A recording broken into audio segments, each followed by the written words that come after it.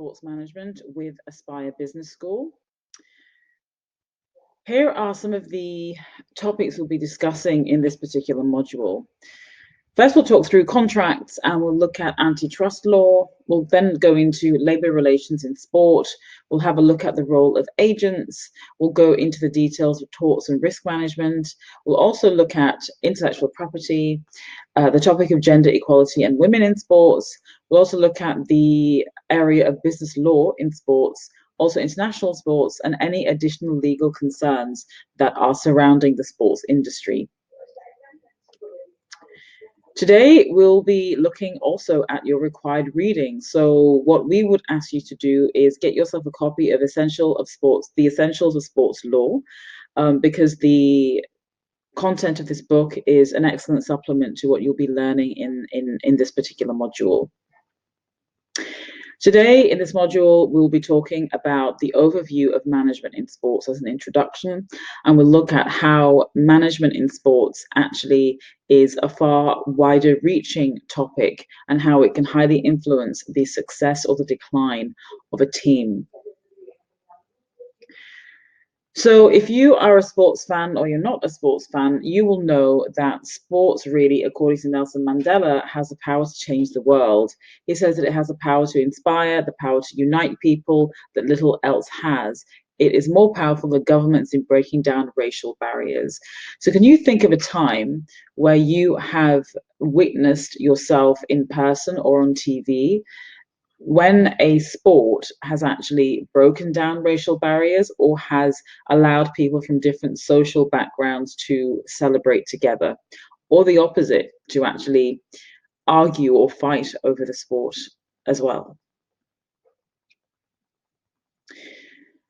So today we will go more deeply into the definition of sport and sports management, the nature and the scope of the industry of sports, and also how the management in sports really allows a team to flourish or not. Let's now have a look at the definition of sports management. So for the sake of this particular module, we will say that sports management is the combination of skills related to planning, organizing, directing, controlling, budgeting, leading, and evaluating within the context of an organization or department whose primary product or service is related to sports and or physical activity. So you can see that actually sports management is not just something like the management of the players or the management of the game, but it's actually a lot more far-reaching. So if you want to become a manager in sports, then you will need to be building your organizing, directing, budgeting, and leading skills in order to effectively manage your team. In terms of the principles of sports management, it's essentially the application of management processes into the environment of sports. So when you do become a sports manager, you will need to have managerial skills and experience and an understanding of the sports system and the value of sports in society. So you effectively will have the management skills that a leader would have in any business, but without the understanding of the sports industry, your impact will be pretty minimal. So to succeed as a manager in sports, you need to have great managerial skills, plus have deep understanding of the sports industry that you'll be working in. Let's have a look a little bit at the history of sports management. So the Jockey Club was created around 1750. And the idea for this club was for it to settle disputes, create rules, determine eligibility, have designated officials, regulate sports, and obviously to provide punishment for those who broke the rules. It was one of the first organized sports management entities. It created sponsorships and also promoted local events. And actually, at the time, there was a need for a strong governing body to establish rules and standards and a mechanism for resolving disputes in sports.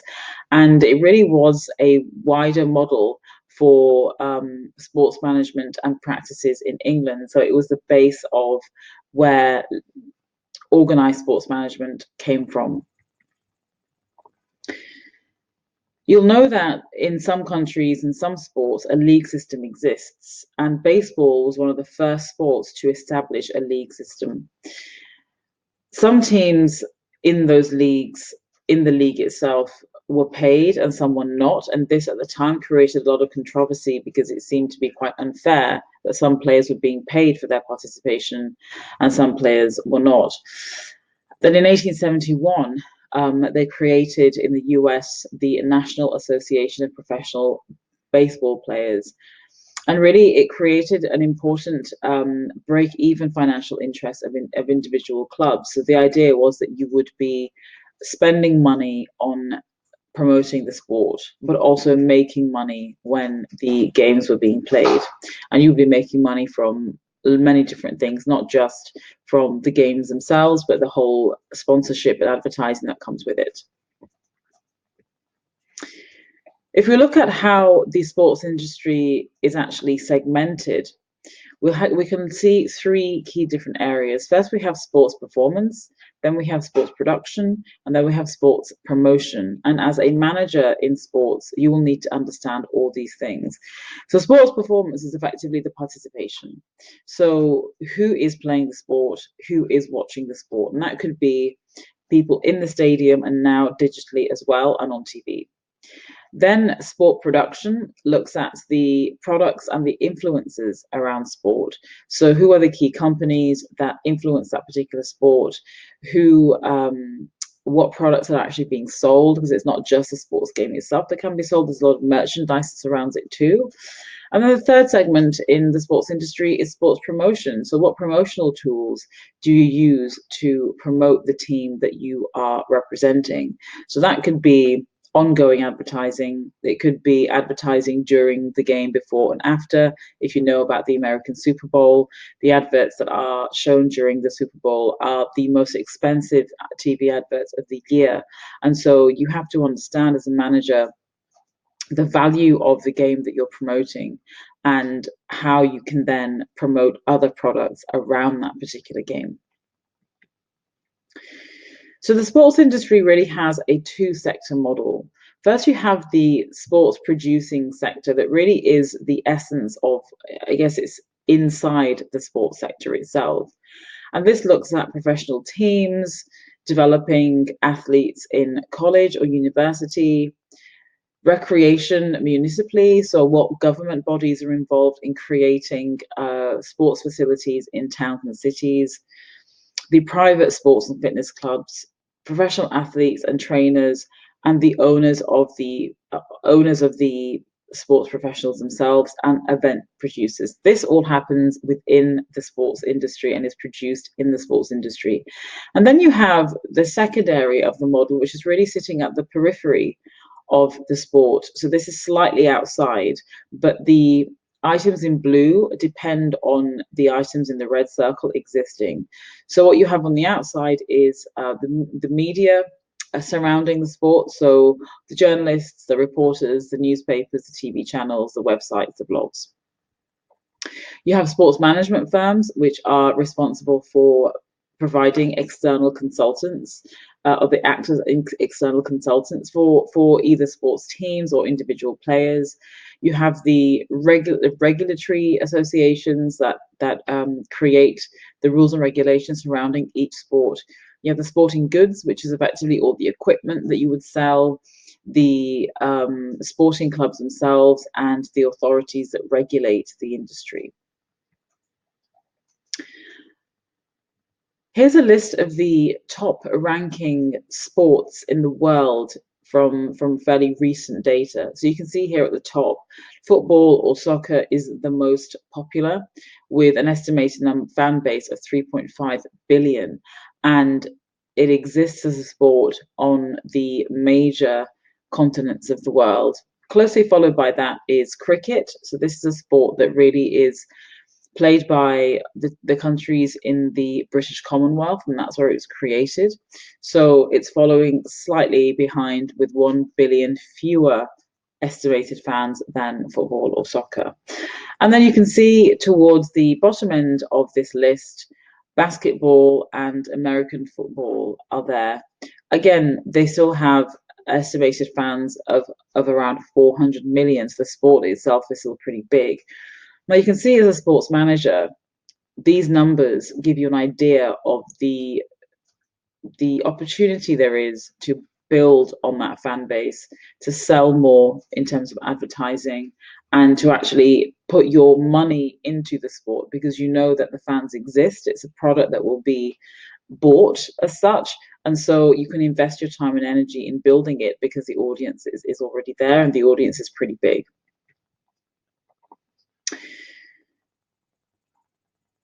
Different to leadership in business, there are some unique aspects of sport management that you'll need to know as a manager in sports. And these are the marketing of the sport, which is quite specific, enterprise financing of the club that you're working for, the industry career paths that are available. So even if you're a player and you're managing that player, once their sporting career is over in terms of performing in the sport, there are many different career paths that they can take. And also looking at sport as a social institution, because actually it's one of those aspects that sometimes the basis of people's social identity, which sport club they support or which player they support, forms part of their social identity. And as a sports manager, this is something you need to be aware of. And in fact, the managers of sports are seen as acting like a glue. They bind, or they're the connection between sports organizations, the events, the athletes, health clubs, and literally everything else that's connected to the sports industry. You, as a sports manager, are the one who brings all of the different aspects of sports together to make it work. So when you are a manager in sports, here are some major competencies that you need to have in your repertoire. So looking at organizational management, you would need to be able to manage a budget, understand accounts, coordinating your team, managing people and facilities, creating a vision and leading the way. Now, you may not do all of that yourself. For example, on the budgeting and the accounting, you may actually have an accountant on the team who does that. But as a manager, you need to understand what the numbers mean, so you can both make sense of them for your business, but also challenge the accountant. Because if you don't have the knowledge, you don't know how to challenge the accountant. Then we look at information management. So working with media, developing publications, keeping the notes and the basic statistics on the game when you come to report on it, and also promoting, advertising, raising funds, being interviewed, and talking about the sports team or personality that you're managing. So information management is really looking at what information is coming into the game and what are you sending out of the game. And then you have, of course, things like community relations, public speaking, managing correspondence, and all the marketing and sales that comes into that. So you can see here that as a sports manager, you need a breadth of skills and experience in order to do your job effectively. If we now look at business process management in sports, actually there are 5 fundamental issues that are what scientists would consider to be important in the basic model of re-engineering sports management. So this, you would look at here the concepts of marketing, what radical changes you would make to the industry, some fundamental questions to ask involving top management. So when you are re-engineering the process of sports management, there are 5 key things that you will need to consider. And actually, it's really the administration of sports management that makes or breaks a manager in sports. And when you apply this pure management system called re-engineering, you end up having better results, better numbers, more successful teams, some examples of which we'll look at in a moment. And this all adds to increasing the health state and the performance of the athletes that are trained on your team. And over the years, because we've become more globalized as a, a, a planet,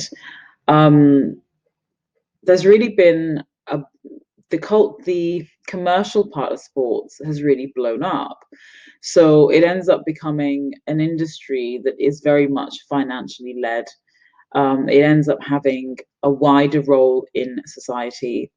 And as a sports manager, that's something that you need to understand, because there is a lot of money in sports. The money needs to be managed, but there's also a lot of key messages in sports that also need to be managed. So when you're a sports manager, you need to be aware of the financial and the social issues surrounding the sport in the country or city you're in.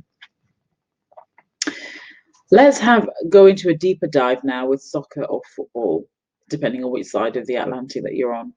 So in football, the manager of the team is responsible for running the club or the national team, but also may coach the team. Sometimes they're the same role. The manager or the coach is the same person. Sometimes they're two different people.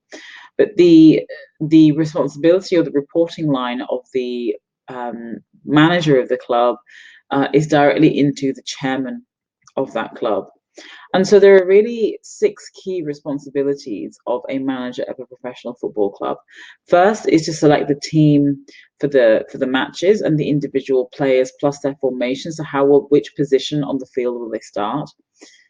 Then you've got the planning and strategy of the game itself and how they will be instructing the players on the pitch, depending on what's happening in the game. The third responsibility is delegating the duties to the first team coach and coaching of the medical staff, or the work of the medical staff and when they step in and what they actually do.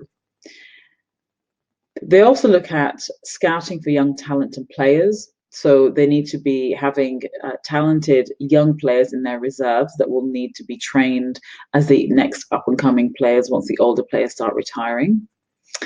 And of course, buying and selling players in the transfer market, including loans, so sending players on loans to other teams.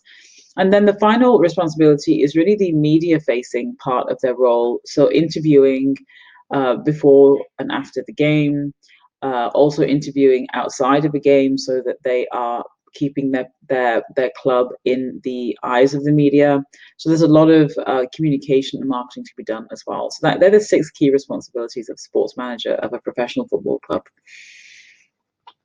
But when you look at the actual game itself, let's have a look at some of the psychology around what's happening. In fact, the fans may come to the game and cheer the team on, but we can see them as shareholders in the company. Because actually the sports club management team are actually answerable to the fans in terms of the revenue that they earn and the reputation of the club itself. Sometimes the wishes of the national team manager could clash with those of the club manager over the selection of the players for the national squad. Some club managers may not wish that the players actually go to national games and miss their city or domestic games. So actually, the result of this is that national football team managers are selected from current club team managers, and also they are players of that particular club or former players of that particular club, because it's seen that the closer they are to the team, the more likely they are to make decisions that will benefit the team and the individual players. We looked earlier that one of the things that a sports manager does on a football team is to plan the game. So select where the players will be, what position they'll be in on the pitch when they start the game, and also when the game is going, what challenges the team has and what formations need to change. So the sports manager is on the pitch, watching the game, looking at it strategically and placing the players where they need to be to give them the best chance of effectively winning. If we look at this 4-2-3-1 formation, this is actually the most popular formation as football. This is the most popular formation in football. So it kind of gives you the idea that the game is more attack based than defending based. And not for just one game, but managers actually have to plan the whole season for every different opponent to the actual team and putting tactics together to overcome that opponent. So that is not just the entire opposing team, but each individual player that is a threat to each individual player on their own team on the pitch itself.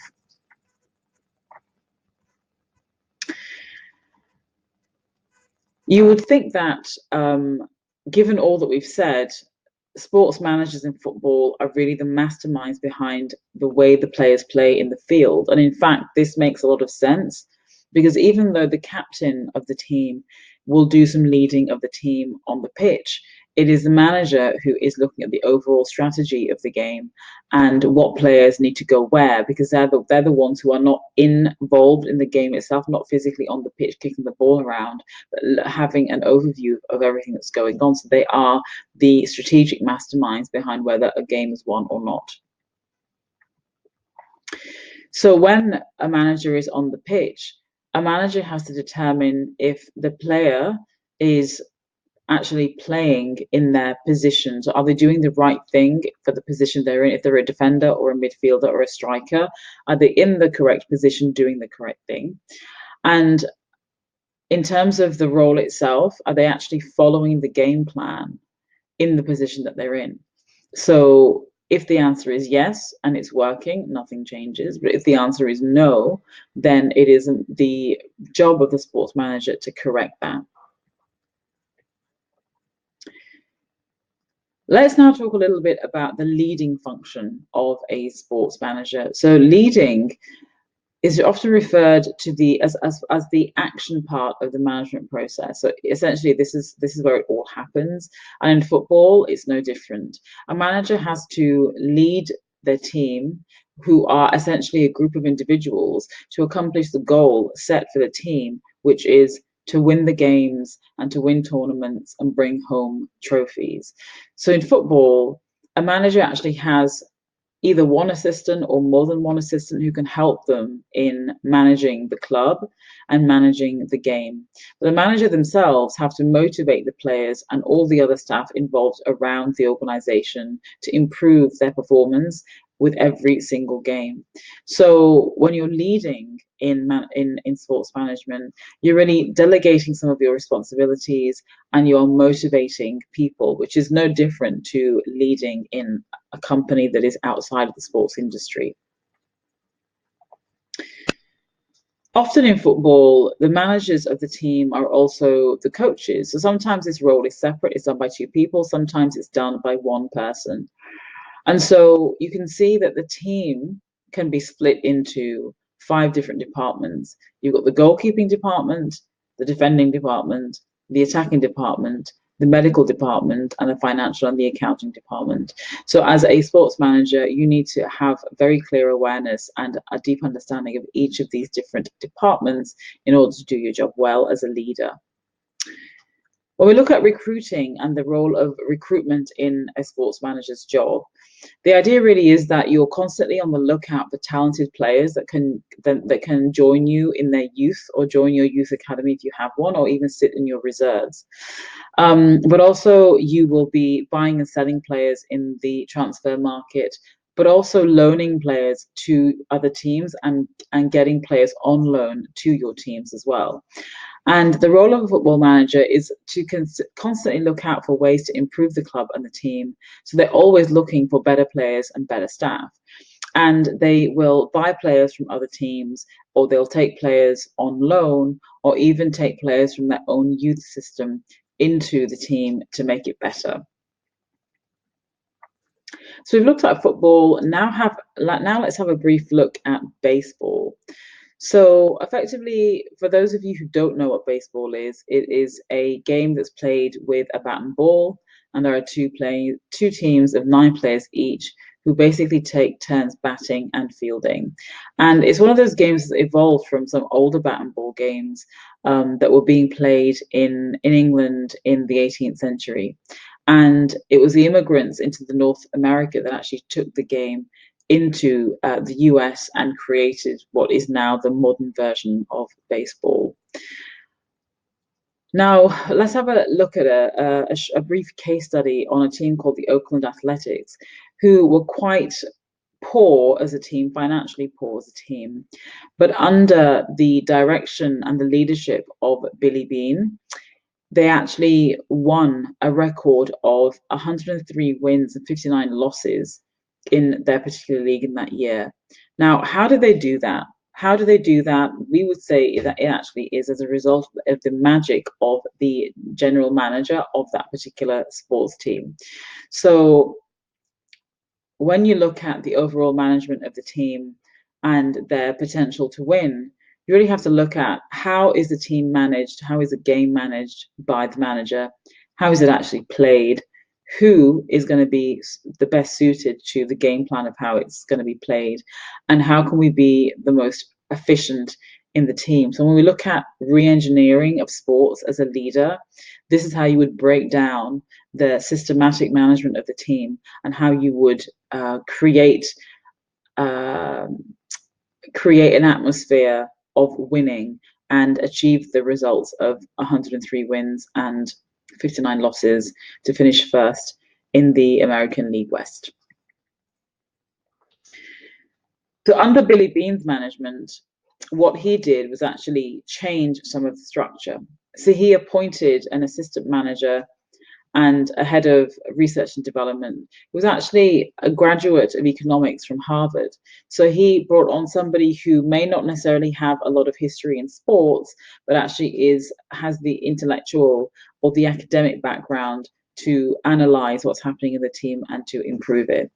He then implemented a new system of sabermetrics to manage the team. So he started using statistics in order to see how the team was performing. And he then looked at those stats that he gathered of the past performance of the team and created a new strategy per baseball game based on the previous performance of the particular team. And so he kind of used all of that, the new people in his team, the new method of management in order to change the vision that he had for how the game was played. And that's how he went on to make that team #1 in its league. So today we've covered sports management. We've looked at some examples in football and in baseball, and that brings us to the end of this module.